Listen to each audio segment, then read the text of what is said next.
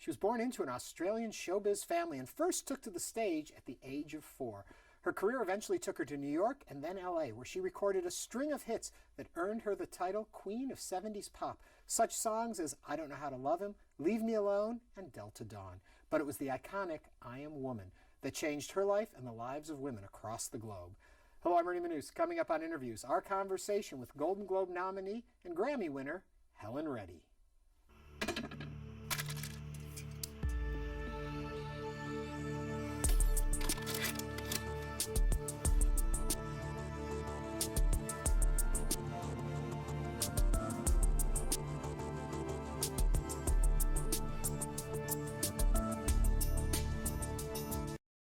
Singing with us again. In 2002, you had said that was it. And it was. But you came back. 10 years later, yes. That's quite a hiatus, but yes, I'm back doing what I love. So what led to you thinking it was something you wanted to stop doing? Boredom, Yeah. I think.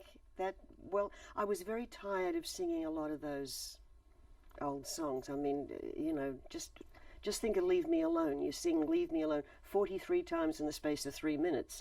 That's not what I want to spend my life doing, Ernie. You know? That's a question I always have for artists. It's after a long career and the audience comes for very specific songs they want to hear, forgetting that you're on a tour, you're singing these same songs year in, year out, time in, time out. Yes. But when you decided to come back, you decided to do something different. Well, one of the reasons that I came back, because I felt that I'd been away long enough that I could pull in the songs that I like. I mean, I'd recorded so many wonderful ballads over the years, but I was always thought of as a pop artist.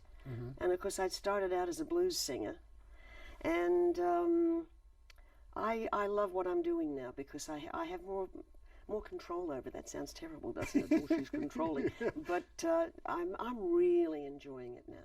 You say a pop singer, you were thought of, not just a pop singer, you were thought of the queen of 70s pop, the top of the game. Oh, stop it, I'm getting indigestion. But you had hit the pinnacle of singers of the 70s. I guess so, but you know, so many people say that to me, and I never thought about it that way. It was just, okay, this is my job, I'm going to work, and if I'm lucky, it's all going to turn out well. It turned out pretty well, I'd say. Yeah, it did. Yeah. I'm going to take you all the way back to the very beginning. Oh, dear. You were born into this. There was no escape for you, huh? Well, I was born into a show business family, if that's what you mean. Yeah, that's what I mean. Okay. My mother, she was on stage at age 4. And my father went in later, but it's show business has always been in the family. And of course, my mother's mother was also, but she was more of a bit actress. She'd never really got any degree of stardom. Yeah. But it's funny, when my father decided, you know, he wanted to be a comedian, and someone came to my grandmother's door and knocked on the door and said, does Max Reddy live here? And she said yes. And well, you know, we wanted to book him for a date. She said, oh no, you don't want him. He's not funny. Well, when my father got home, he was furious. He said, how could you do that? You lost me a job. She said, I don't want people laughing at my son. Kind of tough if he's going to be a comedian, though. You gotta go. Really? Growing up in that family, did show business have a different allure for you? I mean, a lot of us, I think, look at show business as, oh my, if we could get to that, if we could touch that. When you're in it, in a family that does it feel different? Is it? Well, I don't remember the first time I walked out on stage. Really? So but I used to do this bit. It was it during the pantomime, or I can't remember now, but anyway, I was a plant in the audience. I was 4, and maybe I was 5. But anyway, there was a point in the show where my father would say, is there a little boy or girl down there in the audience who'd like to come up and sing with me? Well, of course, I'm straight there, you know. Well, there was this one time 2 other kids beat me to the mic. I was furious. They're not in show business. What are they doing? Exactly. But no, I would sing along with my father, and at the end of it, he'd say, you've never seen me before, have you, little girl? And I'd say, no, Daddy. and then run off. And I love getting that laugh. Yeah. Love getting that laugh. And so I'd be off into the wings where my mother was waiting. Now, at that point, did you already know you had a gift when it came to singing? Or was it I just just something knew you that did? was what I did. Yeah. That was what the family did. That was what I did. And there was very much one of those them and us kind of thing.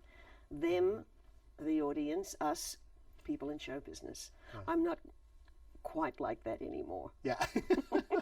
There comes a point where you decide you don't want to do that. That's not going to be you. Well, you know, certainly during my teen years, I think we all go through a period where whatever our parents do, we want to do the opposite, or we want to do something they've never heard of. And so I kind of tried to pull away. I was going to be a housewife and mother.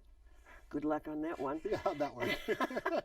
And yeah, when I was about 17, then I could embrace it. And besides, by then I was really getting into playing lots of LP. I mean, songs that I had never heard of. Because in Australia we didn't have very much in the way of music. It was more, you know, cowboy type stuff. But I had a Peggy Lee album, Black Coffee. I don't know if you're familiar with it. I must have played that album to tatters. It was wonderful. And then somebody said to me, you know, you sound just like Peggy Lee. And I thought, uh-oh, okay, we've got to take another direction.